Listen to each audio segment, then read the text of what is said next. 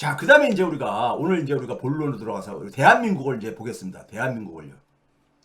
대한민국을 보겠는데, 대한민국은 지금 활력이 지금 제가 앞에서 얘기했듯이 죽어가고 있습니다. 혁명을 요구하고 있어요. 그럼 대한민국 사회 속에서 우리는 뭘 해야 되냐면, 상극이 무엇이냐, 이걸 찾아내야 되는 거예요. 그러다면 뭐냐면, 이 상극이 어떻게 상생할 수 있도록 할 것인가. 상생할 수 있도록 할 것인가.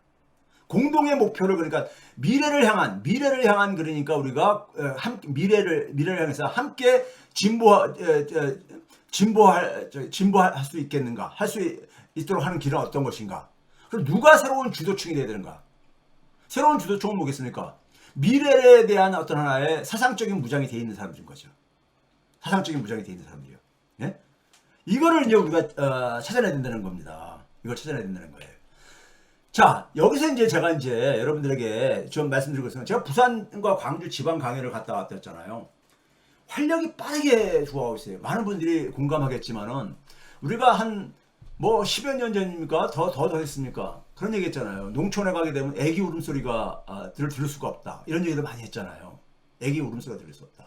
그리고 또 하나 나오는 게 뭡니까? 제일 젊은 사람이 50대인데 저 사람이 제일 젊어. 이런 얘기 했었잖아요. 농촌에 우리가 그 문제를 얘기할 때요. 그렇죠? 그런데 그게 저는 뭐냐면은 그 농촌 주변에 있는 그러니까 지방 도시들, 심지어 대도시, 부산이나 광주는 큰 도시잖아요. 도시 중에서 큰 도시잖아요. 이런 도시로 이러한 것 증상이 확산돼 가고 있다. 이런 걸 느꼈어요. 근데 그게 빠르게 확산돼 가고 있다. 우리 흔히 그런 얘기 하잖아요. 일부 사람들이 그러니까는 자조적으로 얘기할 때 부산에 세 가지가 있는데 뭐가 있냐? 바다는 뭐가 있으니까 부산 당연히 바다하고 그다음에 노인 또 하나 뭐라더래? 이런 식으로 그다음에 뭐 아파트를 엄청 짓잖아요. 그렇죠? 뭐 이런 얘기를 하고 그러잖아요.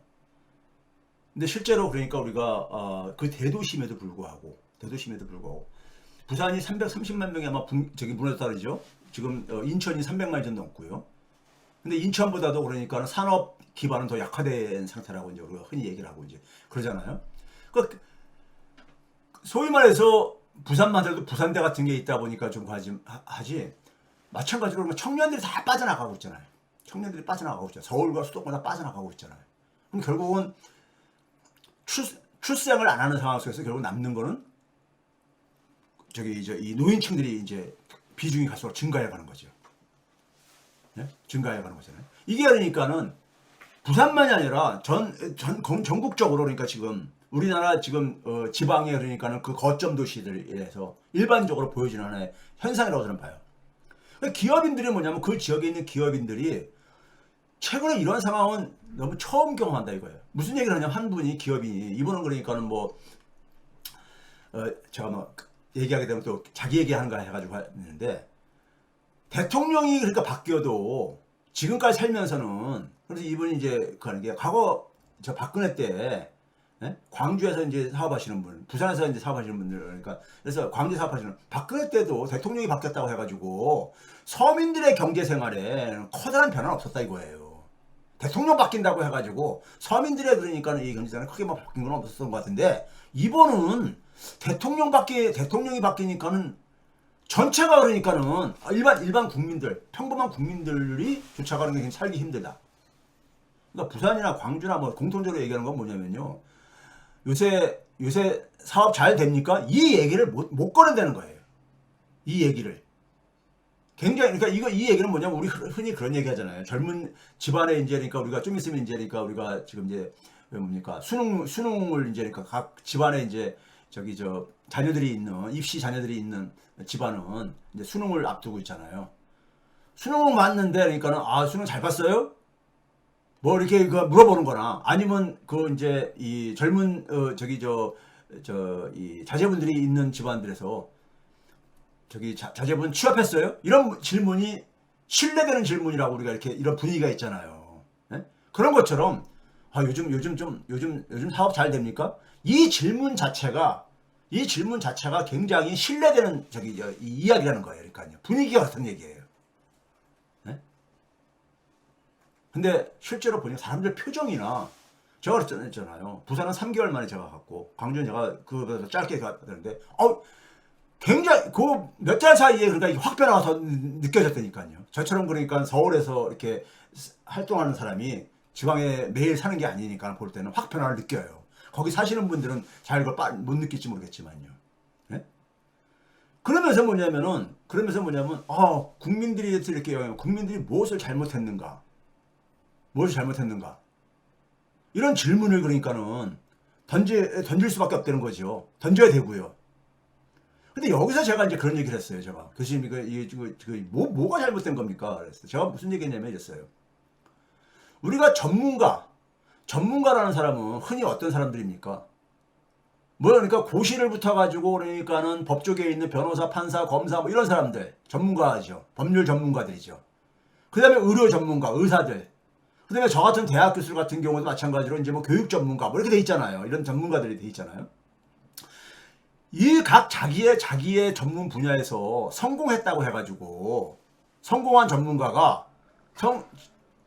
성공했다고 해가지고 이 사람이 대통령의 자격이 있느냐? 이건 아니잖아요. 예? 굉장히 그러니까는 아주 뛰어난 의료인이 의료 분야에서 굉장히 뛰어난 그러니까는 존경도 받고 그러니까 뛰어난 의술을 펼칠 수 있는 의료인이라고 해가지고 그분한테 대통령을 맡기면 대통령을 잘할 수 있느냐? 그건 아니잖아요. 예? 그건 아니잖아요. 교수로서 굉장히 뛰어나다고 해가지고 대통령 맡기면 잘하느냐? 그건 아니잖아요. 대통령이라는 것은 별개의 또 영역이란 말이에요. 고도의 그러니까 사실은 예? 이 사회 갈등을 그러니까는 사회 갈등을 이 소위 말해서 잘 관리도 하고 그다음에 해결도 하면서 발전적으로 이걸 해결을 하는 소위 말해서 그러니까 종합 예술사 같은 예? 정치 예술가잖아요. 예? 그리고 미래에 대한 그러니까 위기 관리 능력이 그러니까 대한민국 사회가 작지 않은 나라거든요. 작지 않은 나라입니다.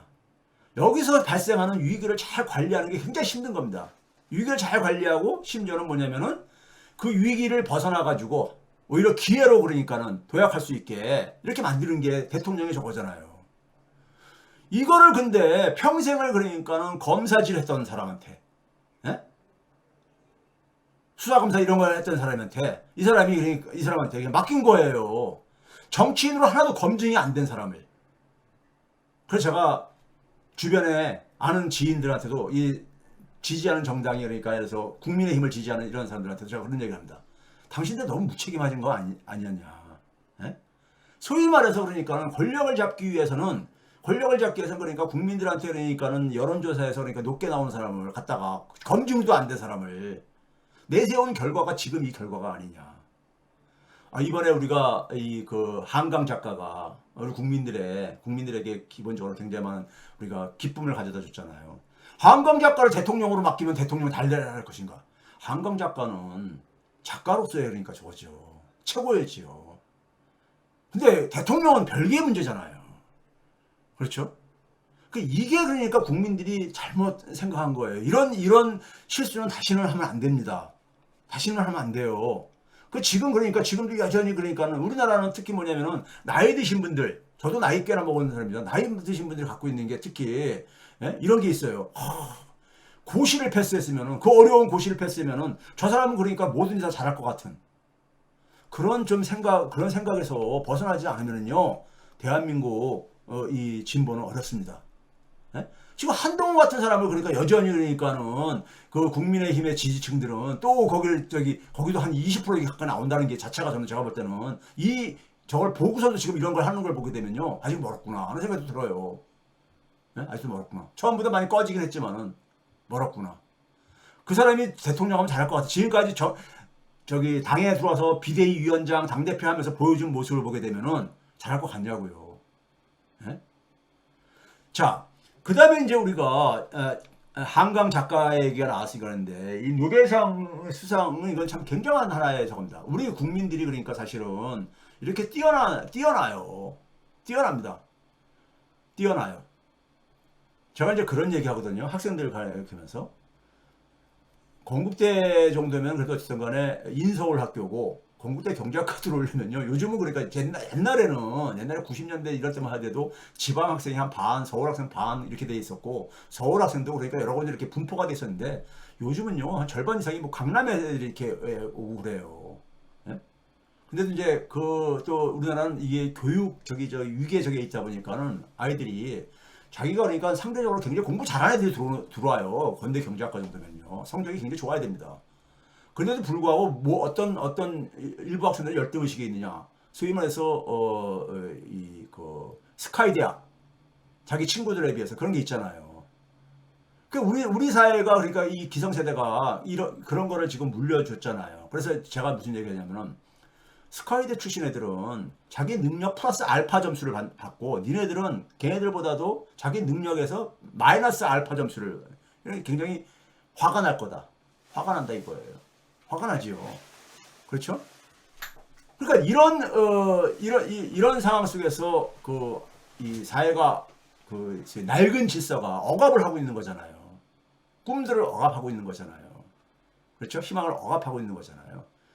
그런데 하나하나는 굉장히 우리가 그 뛰어난 우리나라 국민들이 그러니까는 소위 말해서 뛰어난 사람들이 많이 나왔잖아요. 저는 사실 그 뭡니까 저 이 스포츠 분야에서 박태환이라든가 그다음에 김연아라든가 이런 친구들이 굉장히 우리가 사실은 그러니까 이 스포츠 분야에서도 금메달 따기 힘든 이런 그 분야에서 따는 걸 보면서 아 우리가 드디어 뭐냐면 이 젊은 세대들은 과거의 기성세대가 가졌던 열등의식 사이에서 좀 벗어나고 있구나. 예? 그래서 세계와 같이 호흡을 하고 있구나 하는 걸 느꼈거든요. 그때부터요. 이 새로운 세대들은요. 지금 그러니까 적어도 그러니까 40 이하의 세대들은 저는 그런 데서 좀 자유롭다고 봐요. 열등의식에서요. 과거 우리 윗세대들은요.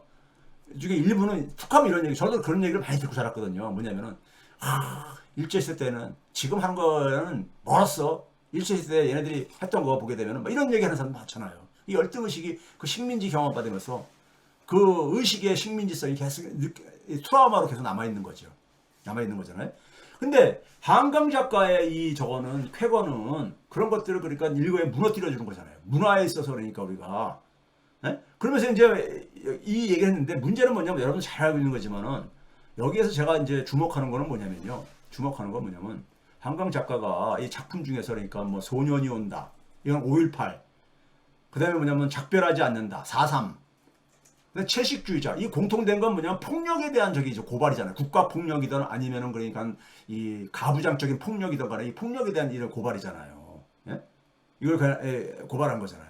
그래서 이거를 굉장히 그러니까 이 작가가 시인으로 먼저 출발을 해서 그런지 굉장히 시적인 산문이다 이런 이제 표현을 이제 굉장히 이제 이 의미로 뒀잖아요. 평가로서요.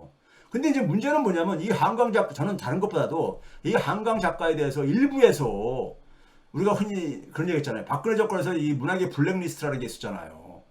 블랙리스트. 이게 얼마나 우리 사회가 야만 사회인가를 보여주는 하나 저거잖아요. 그러니까 제가 이제 우리 사회 속에서 소위 그 국힘당의 일반 지지층 국민들의 일부는 저기 아니지만은 거기에 일부 지지층과 그다음에 특히 거기에 그러니까 그 주도하는 정치인들은 굉장히 야만적인 낡은 사고를 가지고 있는 사람들이에요. 그러니까 이 사람들은 뭐냐면 전두환, 박정희, 이승만을 지금도 그러니까 저기 찬양하고 있는 이유가 바로 그거죠. 낡은 존재, 낡은 사람들이잖아요. 낡은 시대 인물들이잖아요. 지금 만약에 여러분들이 박정희를 만약에 다시 전두환을 이승만을 다시 살아서 돌아온다면 그 사람들 대통령 시킬 의사가 있는 사람들이잖아요. 그 사람들은요. 대한민국이 그 사람들이 다시 그러니까 그런 사람들이 다시 그러니까는 이 지도자가 돼가지고 대한민국의 미래가 그러니까 이게 저기 제대로 펼쳐질 것 같아요. 예? 아니잖아요. 그건 아니잖아요. 그러니까 과거로 그러니까 이제 과거로 다 떠넘겨야 되는 과거 이별을 해야 될 과거를 여전히 거기에 붙잡고 있는 이런 그 존재들이 있잖아요. 우리 사회에요. 예? 이들에서 만든 것이 바로 뭐냐면은 문학의 블랙리스트 그리고 경기도 교육청 그 사람도 뭡니까? 예? 소위 모피아 출신이면서 그다음 두 번째로 뭐냐면 저기 이명박 때니까 비서실장까지 했던 이 교육감 된 사람이요. 이 유해 성교육책으로 분류했다. 여기에 물론 학부모들이 그러니까 민원도 있었지만은 우리 사회 일부 학부모들도 굉장히 천박하잖아요. 천박성을 보여주는 거잖아요. 천박성을. 요즘 아이들이 10대 애들이 그 책에서 그러니까는 책에서 성적인 묘사가 있다고 해가지고 그걸 못 보게 한다고 해서 그 성교 그런 걸 안 봅니까?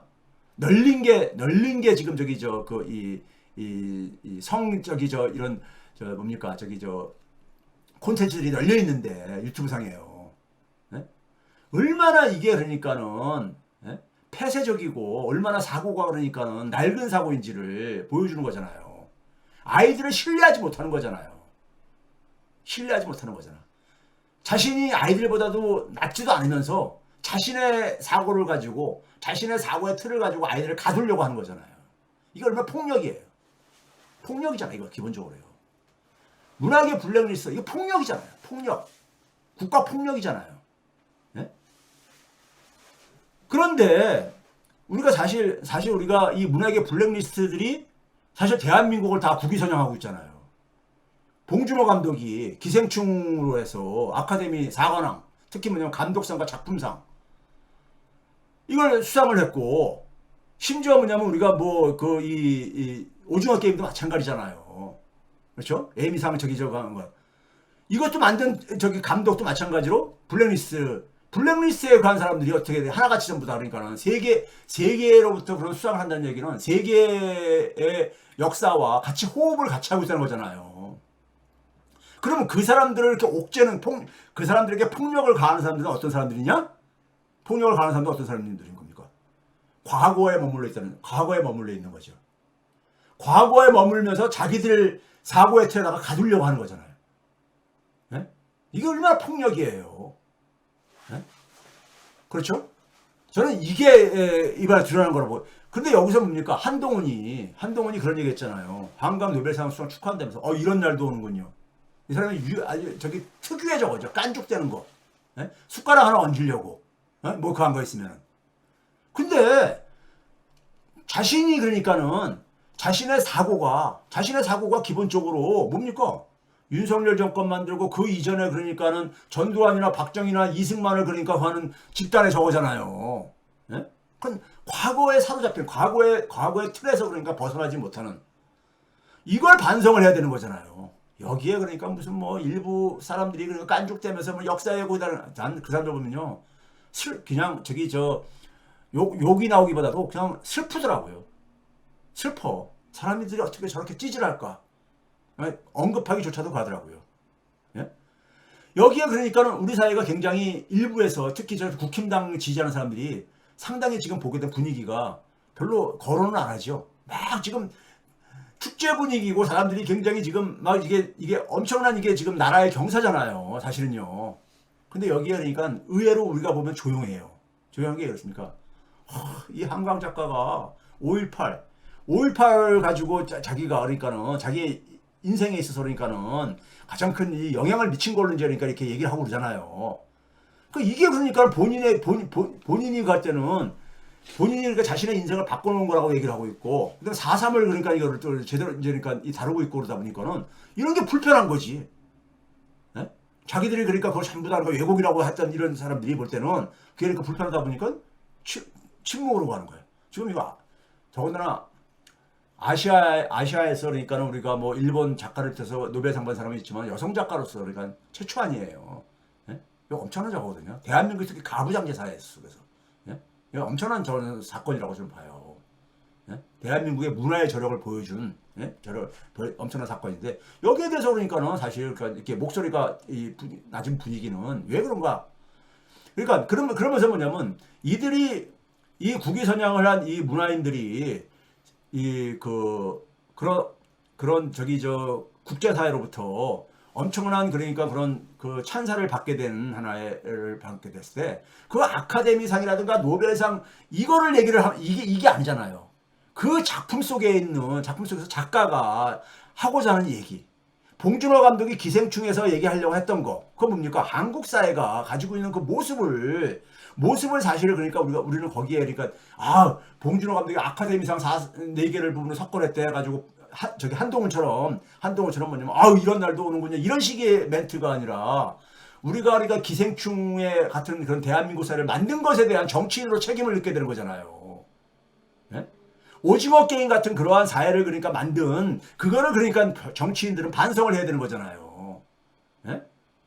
5.18에 대한 그러니까 우리가 성찰, 4.3에 대한 성찰이 역사적인 성찰이 그러니까는 이게 정치인들이 해야 될 일인 거잖아요.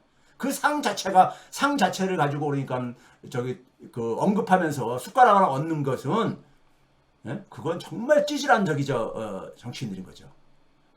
여기서 제가 볼 때 한동훈을 지금까지 하는 모습들을 봐보세요. 행태를 보게 되면 이게 처음이 아니라 모든 게 그렇게 반복돼요. 이 사람은 인생을 그렇게 산 사람이야. 그러니까 안 바뀝니다 이거요. 안 바뀌어. 예? 그러니까 그걸 가지고 그러니까 자기한테 자기가 유리하게 사용할 수 있는 것만 딱 해가지고 그래요. 예? 자, 이게 그러니까 한강 작가에 대해서 한강 작가는 저는 뭐냐면 한강 작가의 적을 통해서 우리가 해야 되는 것은 그다음에 봉준호 감독의 아카데미상이든 예? 그다음에 우리가 오징어 게임 들어가서 한국 사회의 그런 야만성과 천박성을 그러니까는 이걸 성찰을 해야 되는 거예요. 세계인들하고 그러니까 우리가 호흡을 같이 하려면은 이것에 대해서 그러니까 우리가 성찰을 하고 그 성찰을 통해서 그러니까 국제사회 속에서 그러니까 이 공감을 얻은 거잖아요. 얻은 거잖아. 그러면 우리가 성찰해야 될 부분은 바로 그 부분들이죠. 그렇죠? 그래서 우리 자신의 모습을 우리 한국 사회의 모습을 되돌아봐야 된다 이겁니다. 그런 점에서 대한민국 사회 현재의 상황은 어떠냐? 낡은 체제에 갇혀 있어요. 제가 늘 얘기하지만요. 구체제의 질곡 첫 번째 두 개로 나눠서 그랬습니다. 우리 사회의 질곡은요 어디서부터 비롯되어지냐면 대한민국의 기본적인 것은 뭐냐면 민족 문제입니다. 제가 볼 때는요. 네? 우리가 뭐냐면 식민지 경험을 했잖아. 나라를 잃었잖아요. 그 결과로 뭐냐면은 우리는 정치적인 식민지성, 경제적인 식민지성, 의식의 식민지성이 트라우마로 남게 됐어요. 트라우마로요. 네? 그래서 경제적인 측면만 우리가 국한해서 얘기한다면요. 우리나라의 이 산업체계는 식민지적인 산업체계입니다. 여러 번 얘기했지만 식민지적인 산업체계라는 건 뭐냐? 이게 삼성전자의 문제가 바로 여기서 지금 터져나온 거예요. 삼성전자의 문제가. 식민지적인 산업체계라는 건 뭐냐면 자기 완결성이 결여된 것이에요. 자, 우리가 선진국가라는 건 뭡니까요? 선진국가라는 건 뭐예요? 자기가 산업을 제일 처음 개척한 나라인 거예요. 그게 선진국이잖아요. 후진국은 뭐냐면 모방을 하는 거잖아요. 후발주자로서. 네? 후발주자. 그래서 선진국은 뭐냐면요. 그 새로운 산업을 만드는 A부터 저 끝에 Z까지 전체 과정을 자기들이 다 해결을 한 거예요. 자기들이 만들었으니까. 자기들이 만들었으니까요. 자기 완결성이라 그래, 이걸 가지고요. 자기 완결성. 근데 후진국은 뭐냐? 자기들이 그런 걸 해본 이 능력이 축적이 안 돼 있다 보니까 그 중간에 예를 들어서 만약에 F 아니면 J 부분 이 부분을 딱 떼가지고 그 부분만 그러니까 우리 특화로 하는 거예요. 특화로 하는 거야. 네? 자, 우리나라 한번 봐보세요. 삼성전자는 반도체가 핵심이잖아요. 반도체가. 네? 그렇죠? 반도체 모든 산업이 마찬가지입니다. 모든 사람이 반도체 하게 되면 뭡니까? 반도체를 제일 먼저 만드는 나라는 선진국이에요. 그럼 반도체라는 제품을 만들 때 반도체라는 새로운 제품을 만드는 과정을 한번 상상을 해보세요. 뭐가 필요합니까? 아, 반도체라는 제품 우리가 그래서 무선전화기에서 스마트폰이 나올 때 스마트폰이라는 제품을 처음 만들려고 할 때 어떤 과정을 겪겠어요? 스마트폰이라는 것은 기존의 무선전화기하고 어떤 차이가 있는 것인가라는 제품의 그러니까 정의부터 해야 되는 거잖아요. 이 제품은 어떠한 기능에 있어서 차이가 있다. 기존의 무선전화기하고. 이걸 먼저 define, 정의를 해야 되는 거잖아요. 이게 제품에 대한 설계를 하는 겁니다. 설계요. 디자인하고 설계하고 하는 이런 과정이죠. 이거를 하고 그다음에 그러면 그런 과정을 상상할 때 설계를 할 때 뭘 구하겠습니까? 아, 그 제품을 만들 수 있는 기술들은 있는가? 그 제품들을 만들 수 있는 부품이라든가 소재는 있는가? 확보할 수 있는가?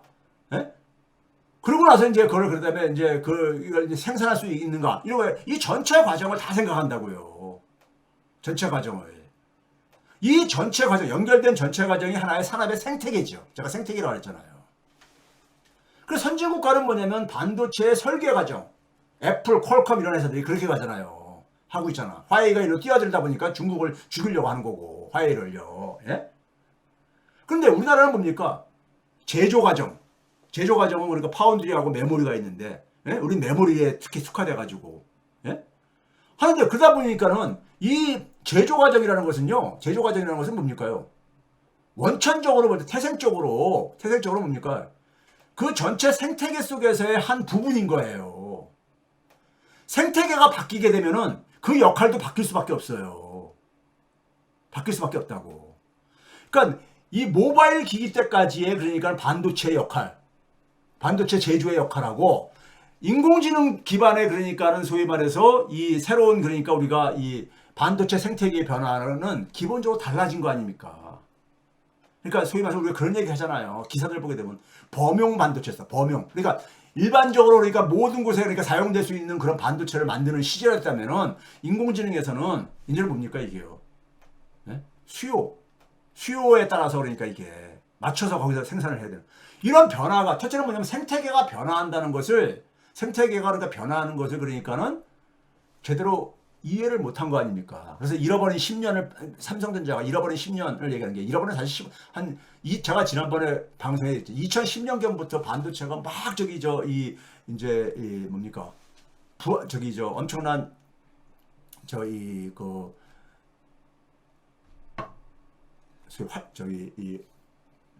활성화가 되고 반도체가 그러니까 하나의 실생활에 그러니까 실제로 그러니까 활용이 되기 시작한 게 2010년경부터였잖아요. 2010년경부터. 그럼 그때부터 그러니까 인공지능에 대해서 인공지능이 가져올 것의 산업 생태계의 변화를 삼성전자는 이해를 못했던 거예요. 삼성전자가 스마트폰을 만들면서도 스마트폰 기기 제조업체로 남아있는 이유도 생태계에 대한 이해가 부족하다 보니까 제가 늘 얘기하잖아요. 애플하고 삼성전자가 그러니까 사업의 모델이 다르다는 게 바로 그 얘기를 했었잖아요. 근데 그때까지만 해도 반도체는 범용 반도체를 사용했기 때문에 그 충격이 없었던 거예요. 근데 인공지능을 하면서 반도체 역할, 반도체 제조 부분의 역할이 달라진 거예요. 달라졌는데 이걸 그러니까 산업 생태계 변화를 이해하지 못하고 첫째, 둘째 거기서 대응을 못하다 보니까 지금 이렇게 돼버린 거예요. 삼성전자는요, 대한민국 산업의 상징적인 기업이잖아요. 상징적인 기업이잖아. 이 삼성전자가 그렇다는 얘기는요, 나머지는 어떻게 했느냐 이거예요. 제 얘기는요. 이게 바로 식민적인 산업적에 갖는 치명적인 그러니까 약점입니다. 자기가 스스로 산업을 만들어 본 경험이 없거든. 그러니까 산업 생태계 변화를 이해하는 것도 굉장히 수준이 낮아요. 산업 생태계 변화를 이해하는 것도. 그럼 이 상황 속에서 우리가 경험하고 있는 건 뭐냐면요. 기존의 제조업을 가지고 우리가 흔히 말해서 한강의 기적을 만들어낸 거예요. 일자리하고 소득을 그러니까요. 근데 우리가 그 나라들마다 정도 차이가 있지만은 일정 단계가 지나게 되면요. 대개 뭐냐면 중산층 1인당 국민소득이 한 $10,000 정도 도달하게 되면요. 제조업에서 그러니까 일자리가 줄어들기 시작합니다. 그걸 탈공업화, 탈산업화라고 그래요. 우리가요. 전문적으로요. 근데 이걸 어느 나라나 경험하는 겁니다. 경험하는 건데 우리는 두 가지 면에서 차이가 있어요. 하나는 뭐냐? 굉장히 탈공업화가 압축적으로 공업화를 굉장히 압축적으로 진행했듯이 한 30몇 년 만에 산업화를 거의 만들어냈듯이 탈공업화도 압축적으로 굉장히 빠르게 진행되어져요. 빠르게 진행되죠. 두 번째는 뭐냐면 그러면 제조업에서 일자리가 줄어들면서 그 사람들이 그러니까 어디로 가야 됩니까? 제조업보다 임금이 보다 높은 고임금 일자리라든가 로 가야 되는 거잖아요. 저임금 일자리로 가면은 그건 악화되는 거잖아요. 근데 그 고임금 일자리가 우리는 기본적으로 선진국가보다 취약해. 왜 그렇습니까? 왜 그래요? 아까 얘기했잖아요. 제조업 과정에서 설계 부분, 제품의 설계 과정. 이게 고부가 가치 부분이거든요. 반도체를 설계하는 부분이 제조보다 훨씬 더 그러니까는 더 부가가치가 높잖아요. 예를 들어서 인천대교, 인천공항 가는데 서해바다 건너는 인천대교를 설계한 회사가 버는 돈하고, 수익률하고, 그 교량을 막 짓는 기업하고 누가 더 수익률이 높겠어요? 설계잖아요. 그렇죠? 근데 우리는 이 부분이 취약하다 보니까 글로 갈 수 있는 일자리가 별로 없는 거야. 주로 우리는 뭐냐? 경제활동을 보조하는 의료, 법률, 교육, 금융 이런 쪽으로만 되게 가는 거야. 이거는 가치를 만드는 분야가 아니잖아요. 이거는 경제활동을 보조하는 하나의 고소득 직종이잖아요. 거긴 그냥 박 터지지 그냥. 예? 예, 자격증을 가지고 이걸 제한하고 있으니까요. 예? 장벽을 치고 있으니까. 그러니까 뭐냐면 제조업에서 일자리가 줄어든 일자리들이 어디로 가느냐? 제조업보다 높은 임금으로는 가는 거는 제한돼 있고, 이게 그건 뭡니까? 저임금. 근데 1차 산업으로 갈 수는 없잖아. 그러다 보니까 되게 뭐냐면 저임금 3차 산업인 서비스 산업인 자영업으로 가는 거죠. 그 자영업이 과잉이 구조화될 수밖에 없었던 거예요. 그 결과가 뭐냐? 일자리 양극화죠. 중간에 제조업이 되게 중간 임금을 형성하고 있는데 이게 줄어들면서 양쪽으로 몰렸는데 우리 특히 뭐냐면 고임금 일자리는 별로 안 늘고 저임금 일자리가 자영업을 중심으로 저임금 일자리가 쭉 늘는 거예요. 그 일자리 양극화는 모든 선진 국가들이 겪는 하나의 공통된 현상입니다. 그런데 우리는 최악의 일자리 양극화죠. 최악의 일자리 양극화가 바로 최악의 소득 격차인 겁니다. 최악의 소득 격차인 거야. 소득 격차가 뭘 영향을 미치냐면요. 결혼율에 영향을 미치죠. 소득 격차는 결혼율의 가장 중요한 경제적인 요인이에요. 비정규직이 결혼하기 힘들잖아요. 그 결과가 뭐냐? 저출생과. 그 다음에 저출생의 결과가 고령화잖아요. 이것도 굉장히 압축적으로 진행되는 거야. 그래서 우리가. 네? 압축적으로. 그 고령화가 되면서 생산성이 저하되지죠. 생산성 증가율이 둔화되어지고 성장률이 둔화되지죠. 그러니까 당연히 뭐겠습니까? 경제 성장률이 둔화되가 지금 우리가 이제 1%대 0%로 가게 되면요. 0%대가 되게 되면은 국민들 중에서 가구들 중에서 한 절반 정도는요. 소득의 증가를 경험을 못해. 심지어 많은 저소득층들은 마이너스로 행진합니다. 이미 지금 진행되고 있듯이요. 그러니까 저소득층과 중산층의 생계가 압박을 받습니다. 이게 우리가 윤석열 정권에서 지금 경험하고 있는 거잖아요. 이런 구조적인 취약성 속에다가 잘못된 정책이 더해지면서. 그렇죠? 두 번째는 낡은 체제의 두 번째 질곡은 뭐냐면요. 가게는 일자리하고 소득이 불안하고 기업은 뭐냐면요. 소위 말해서 그러니까 선진국형으로 사업 모델을 바꿔야 되는데 사업 생태계를 만드는 이러한 역량이 부족한 거야. 우리나라 기업들은요. 그걸 계속 미루면서 계속해서 거기에 그러니까는 집중을 안 한 거예요, 별로. 그러니까 어떻게 합니까? 그동안에 성장을 했어. 경제 성장하다 보니까 돈들은 많이 벌었어. 그 성장으로 축적한 자원이 어디로 갑니까? 부동산으로 들어간 거예요.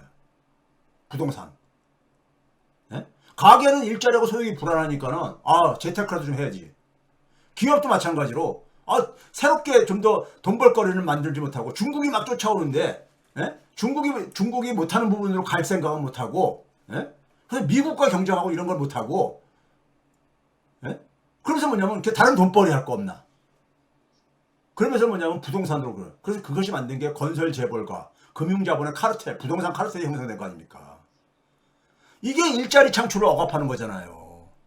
얼마 전에 어느 지방 방송을 보니까 이런 게 나오더라고요. 부산에 그러니까 우리가 뭐 YK 철강인가 뭐 있다며요. 이게 이제 그러니까는 저기 당진으로 옮긴대요. 그게 향토 사업인데 이게 이제 한보철강에서 이렇게 한보철강 망하면서 좀 넘어갔던 거죠. 그래서 저기 일본 기업이 저기 인수했던 향토 기업인데 이 YK 철강이 그러니까는 저기 당진인 걸로 옮긴다고 했는데요. 이제 뭐 한 2, 3년 걸쳐서요. 왜 그러냐? 그 지역에 아파트를 막 지은 거야. 이 건설자본과 금융자본의 부동산 카르텔은 기본적으로 뭡니까? 막 아파트를 많이 지어야 돼. 건설을 막 해야 되는 거야. 그래 돈 벌잖아요. 금융도 그래 돈 벌잖아. 대출을 해주니까요. 그러니까 부동산 가격이 오르니까 또 가게들은 뭐냐면 불안해가지고 아파트 한 채 이제 무리해서라도 한 채 장만을 해야 될 게 아닙니까? 그 아파트 수요 공급이 막 같이 이게 손이 맞아가지고 막 증가한 거 아닙니까? 그 아파트 단지가 생기니까는 아파트를 지을 데 없나 보니까는 공장이 있었던 지역에 좀 거기 땅들에 옆에 들어갔던 거 아닙니까? 사하군가 그렇죠 아마 YK 철강이요. 그러니까 그게 딱 들어가니까 그 철강에서 나오는 분진들이나 뭐 이런 것들이 있을 게 아닙니까? 이런 것들이. 그러니까 아파트에서는 아파트 가격 올리기 위해서는 저 철강 사업 없애고 버리고 싶을 게 아닙니까? 그 민원들 때문에 결국은 뭐냐면 YK 철강이 당진으로 옮긴다는 거 아닙니까? 그리고 일자리 창출을 억압을 하죠. 부동산으로 돈이 다 가니까. 부동산으로 돈이 다 가니까. 거기다 또 한편은 뭡니까? 주거 비용을 높이잖아요. 가계부채를 높이잖아요. 그러니까 가게가 쓸 돈이 그러니까는 가처분 소득이 줄어드니까 소비 지출이 둔화되죠. 소비 지출이 둔화되게 되면 성장률이 떨어지고 가계소득 증가율이 떨어지죠. 그만큼 일자리가 이 정치하는 거니까요. 중요한 건 뭐냐면 자영업자의 소득이 억압되지요. 가게가 돈을 쓸 돈이 없는데 자영업자는 내수업종이잖아요. 또 한편은 세 번째는 자산 격차까지 확대가 되는 거야. 소득 격차도 굉장히 심한 나라에서 자산 격차까지. 그러니까 부동산 자산 가격이 빠르게 올라가다 보니까는 GDP 성장률보다 더 빠르게 올라가니까 사람들이 온 나라 사람들이 전부 다 그냥 부동산 투자, 부동산 재테크에 다 하는 겁니까?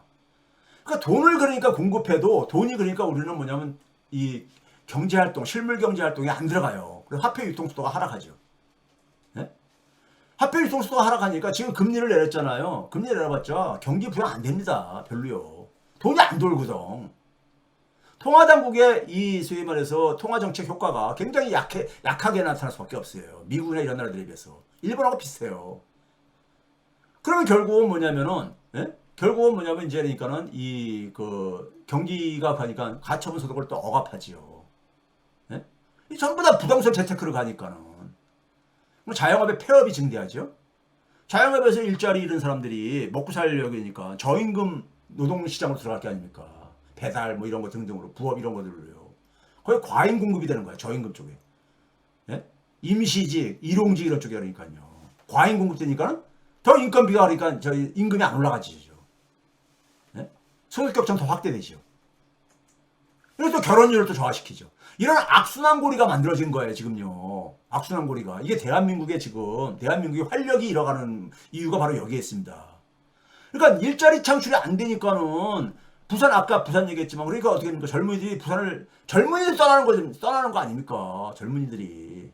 청년들이 떠나는 거잖아요. 어디로? 서울로 수도권 사들이 떠나는 거 아닙니까? 그리고 지방에는 그러니까는 노인들 중심으로 이렇게 재편되는 것이고요. 네? 주민들이. 이게 대한민국의 그러니까 활력이 죽어가고 있는 이유가 이렇게 명백하게 보이지 않아요? 보이지 않냐고요. 그럼 이렇게 원인이 보이면 해결책도 있다는 얘기예요. 엉뚱한 거 가지고 하니까 해결이 안 되는 것뿐이. 자, 그걸 구체적으로 한번 볼까요? 여러분 봐보세요. 제조업의 일자리 비중이 줄어드는 거. 우리나라가 1991년에 27.6%. 그러니까 전체 일자리 100명 중에서 28명 정도가 제조업에 종사했어요. 근데 이게 2022년도에 16명이 붕괴됐습니다. 소득 격차는 과거에는 90년대 초에는 임금 노동자의 그 소득하고 1인당 평균 소득하고 자영업자의 1인당 소득하고 비슷했었어요. 거의요. 80년대는 그래가지고 월급쟁이들의 로망이, 셀러리맨들의 로망이 뭐냐면은 내 사업하는 거, 자영업하는 거였었어요. 근데 거기 같았으니까. 그러면서 뭐냐면은 윗사람들한테 잔소리 안 듣고 자기 사장님 얘기 들으면서 할 수 있으니까는 이게 로망이 있었죠. 근데 90년대 이후에 특히 외환위기 이후에는 자영업이 사회적인 문제로 되죠. 왜? 소득이 줄어드니까. 먹고 살기 힘드니까. 빠르게 줄어들거든요. 2000년대 이후에요. 지금 뭐냐면 40%도 안 돼. 자영업의 1인당 평균 소득이요. 예?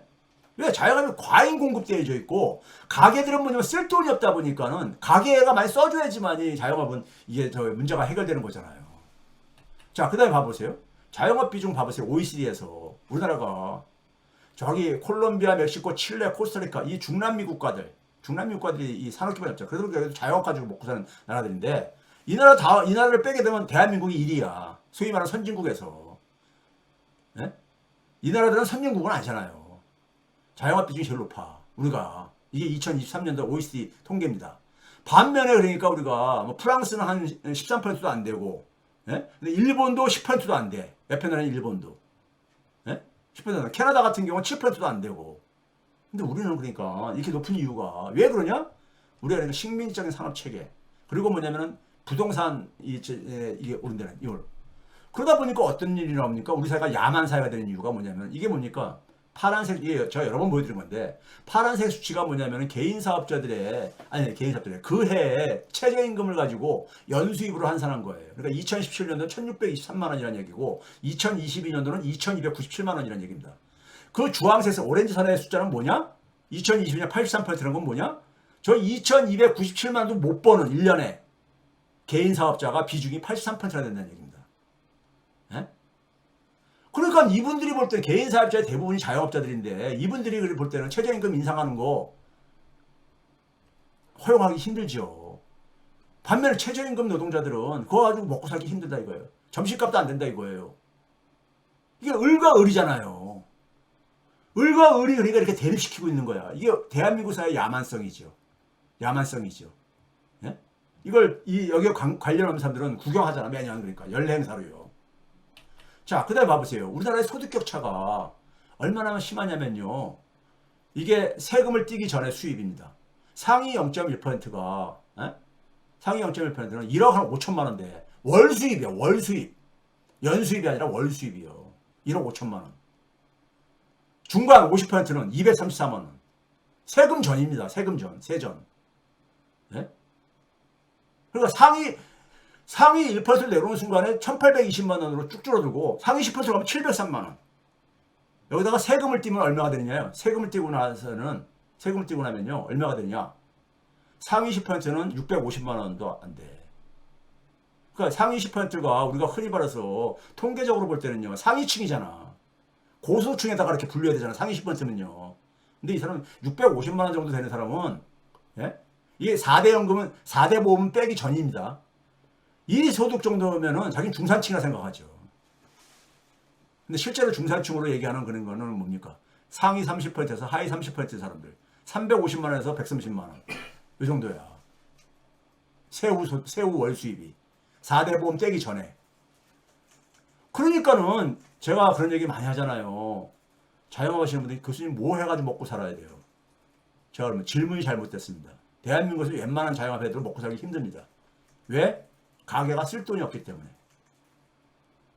상위 30%가 354만 원이라니까요. 22년도 국세청 통합소득 자료입니다. 그러면은 이거 가지고 아이들 생일 때 기껏해야 피자나 한 판 시켜주는 걸로 만족해야 되고, 예? 같이 돼지갈비집 가더라도 그러니까는 부모들은 안 먹고 자식이나 먹여주고 와야 되는 이런 그러니까 우픈 풍경이 우리 주변에서 우리가 경험하는 이유인 겁니다. 자, 소득 격차가 커지니까 어떻게 합니까? 결혼율이 상관성이 높잖아요. 아니 소득이 우리는 결혼을 할 때 상대 소득을 그러니까 예? 남들하고 비교를 많이 하니까 이건 경제학에서 나오는 거예요. 결혼시장 탐색 모형이라는 게 있어요. 가장 중요한 경제적인 요인이 뭐냐? 첫 번째가 뭐냐면은 소득 격차예요. 임금 불평등. 두 번째가 뭐냐? 우리나라는 한국에 조사해 보니까 주거 비용. 세 번째가 자녀 교육 비용. 이런 거예요. 왜 결혼을 안 하냐? 조사해 보니까는 결혼 안 하니까는 출산도 적지요. 30년간 혼인율과 출산율 가보세요.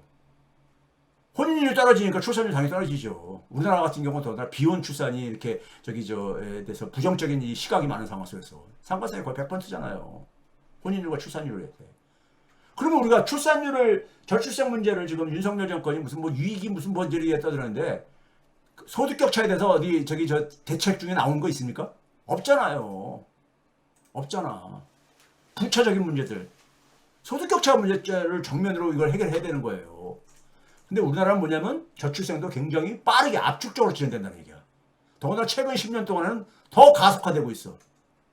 이 오렌지 색깔이 우리나라거든요. 일본은 2010년대 이후에 그러니까 1.23명에서 방어를 하고 있다고요. 방어하고 있잖아. 옆으로 행보하고 있잖아요. 네? 우리나라는 굉장히 더 빠르게 진행되고 있어요. 압축적으로 진행되는 거죠. 압축적으로. 예? 저 앞에서 얘기했듯이요. 그 결과가 압축적인 고령화야.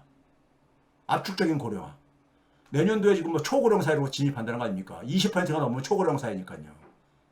예? 65세 이상이고. 일본보다 훨씬 빠르죠. 일본이 전 세계 선진국에서 가장 고령 사회로 유명한데 우리 더 빠르게 진행되고 있잖아요. 훨씬 더요. 굉장히 압축적 빠르게.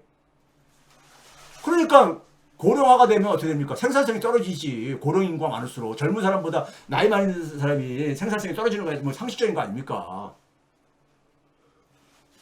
생산성이 떨어져. 네? 팬데믹 이후에는 연평균 0.4%도 안 돼요. 노동 생산성 증가율이. 네? 당연히 그리고 어떻게 됩니까? 성장률 떨어지죠. 성장률 떨어지지. 경제성장을 막 높이겠다고 하는데 경제성장 높이려면요 저출산 문제 해결해야 되는 거예요. 여기서 좀 보다 보면요. 그럼 뭐 저출산 해결하려면 뭐 해야 됩니까? 예? 소득격차 해소해야 돼. 자, 그다음에 임금 후퇴가 일어난 거야. 최근에 그러니까요. 임금 후퇴. 2021년도보다도 더 낮은 상태잖아요, 지금요. 특히 저임금 노동자, 임시직이나 일용직 같은 경우는 이게 지금 봐보세요. 이게 평균입니다. 임시 일용직. 3년 전에 한 168만 원 됐는데 지금은 그러니까 154만 원. 올해는요. 예? 이게 고용노동부에서 조사한 사업주 조사 정보입니다. 사업장에 소속 안 된 사람까지 포함하면 더 낮아요. 사업장에 고용되어 있는 사람만 대상으로 한 겁니다. 그게 일자리 2기가 여러분들 앞에서 얘기했듯이 왜 그렇습니까? 돈이 다 부동산으로 가고 다 부동산 재테크에 하니까는 지난 2년 동안에 전체 취업자가 39만 명이 증가했는데 대부분이 다 14시간 이하 주휴사항을 줄 필요 없는 14시간 이하 취업자고 소위 말해서 풀타임 노동자는 36시간 이상은 한 310만 명이 줄어들었어 오히려.